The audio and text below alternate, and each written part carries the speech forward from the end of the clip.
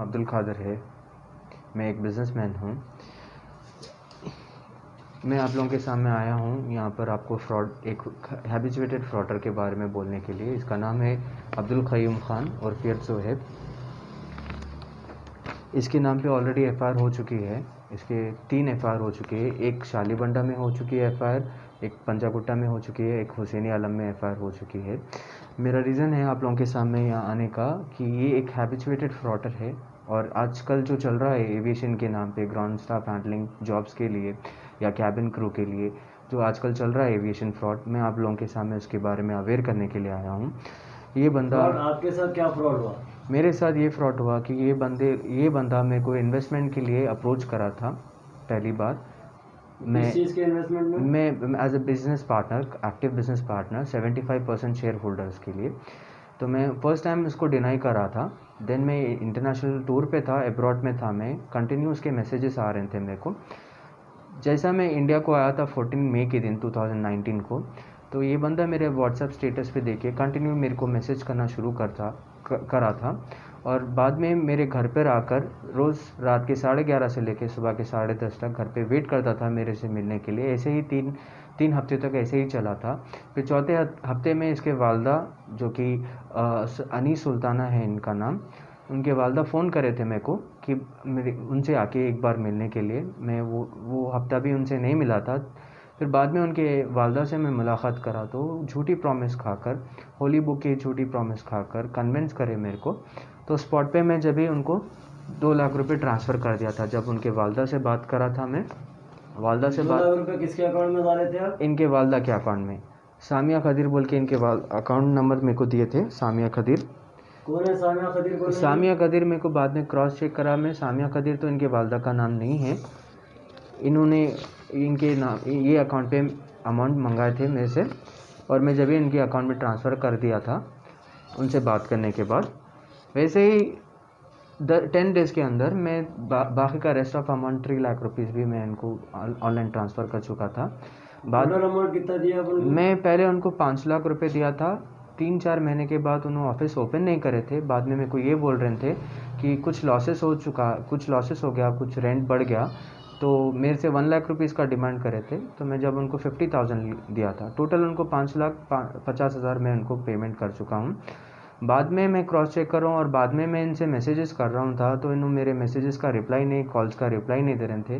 बाद में मेरे को मालूम हुआ कि एक एविएशन एकेडमी डाले थे इन्होंने बंजारा हिल्स पे, Shri business tower opposite to silver salt road number 1 पे।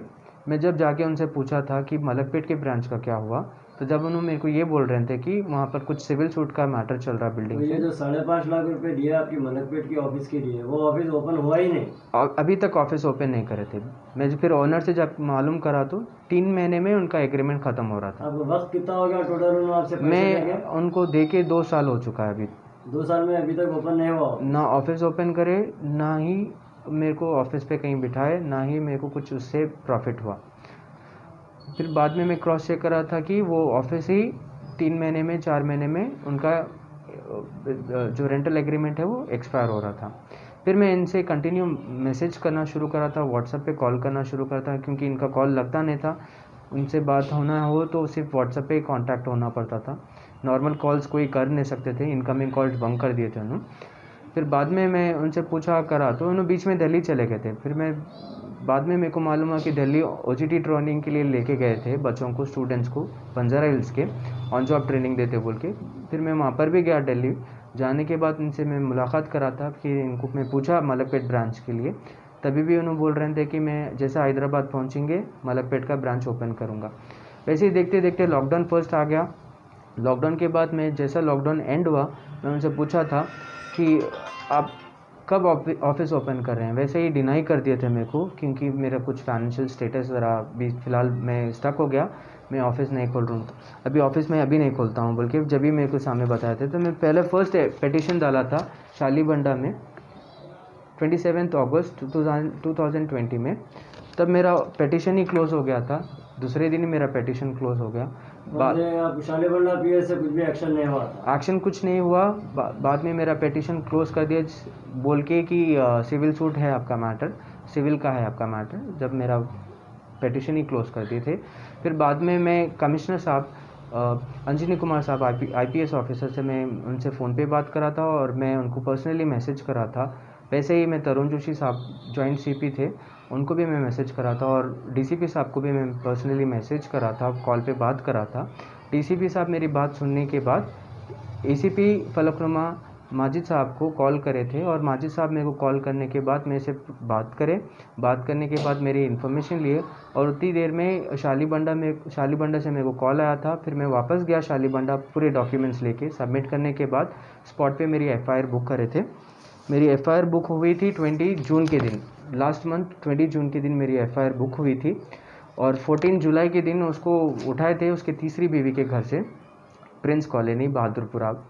उठाने के बाद 3 घंटे में ही उसको बेल मिल गया था, 3 घंटे के अंदर ही उसको बेल मिल गया था। फिर वापस PSA मिल गया था, उसको PSA बेल मिल गया था।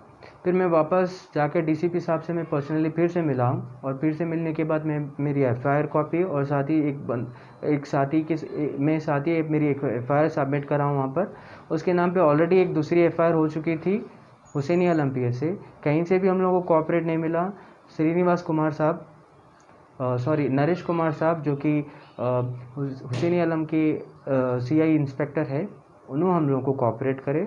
उसके बाद उसके ऊपर FIR बुक करे। FIR बुक करने के बाद उसको अभी पता चला कि अभी रिमांड हो चुका है।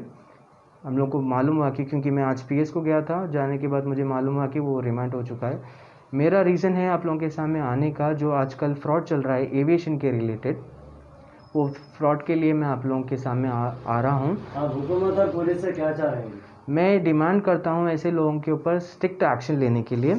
ऐसे लोग जो कि आजकल बच्चों के लिए, जो आजकल का यूथ है, आजकल के बच्चों के लिए जो स्पॉइल कर रहे हैं उनका करियर, सेइंग अबाउट एविएशन के ताल्लुक से एयरपोर्ट ऑपरेशंस और ग्राउंड स्टाफ हैंडलिंग के लिए या फिर कैबिन क्रू के लिए, ऐसे लोगों के लिए मैं डिमांड करता हूँ हुकूमत से और कमिश्नर साहब से कि इसके ऊपर स्ट्रिक्ट से स्ट्रिक्ट एक्शन लें और इसको PT एक्ट में बुक करें। क्योंकि मेरे ताल्लुक से नहीं, ऐसे कंटिन्यू फ्रॉडर है, ये हैबिचुएटेड फ्रॉडर है। इसके नाम पे और कोई है इसके झांसे में फंसने वाला? बहुत सारे स्टूडेंट्स हैं जो कि अभी फ़िलहाल इसके झांसे में फंस चुके हैं।